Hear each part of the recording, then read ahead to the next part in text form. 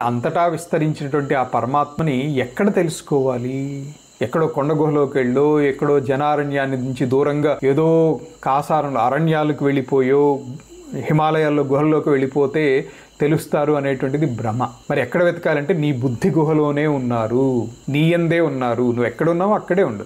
కానీ గ్రహించవలసినటువంటి అంశాన్ని గ్రహించి ఆ చైతన్యం యొక్క స్ఫురణని పట్టుకోవడానికి ప్రయత్నం చేయాలి. శరీరాన్ని ఆధారంగా చేసుకుని పరమాత్మ వర్తించటంలా, పరమాత్మని ఆధారంగా చేసుకుని ఉపాధులన్నీ ప్రవర్తిస్తూ ఉంటాయి.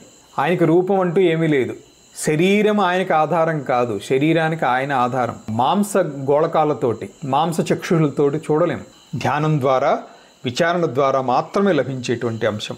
అంటే అంతఃకరణాన్ని లోపలికి విడ్రా చేసుకోగలగాలి. ఆ చైతన్యాన్ని బయట ప్రవర్తింపకుండా నిరోధించుకొని అంతర్ముఖత్వం సాధించినప్పుడు ఆ పరమాత్మ యొక్క దర్శనము, ఆత్మదర్శనము, ఆత్మజ్ఞానము నీలోనే ఉంది అనేటువంటిది, ఆ పరమాత్మ యొక్క అంశ నీలోనే ఉంది. చివరికి నేనే ఆ పరమాత్మ అనేటువంటిది దృఢ అపరోక్ష జ్ఞానం కలుగుతుంది.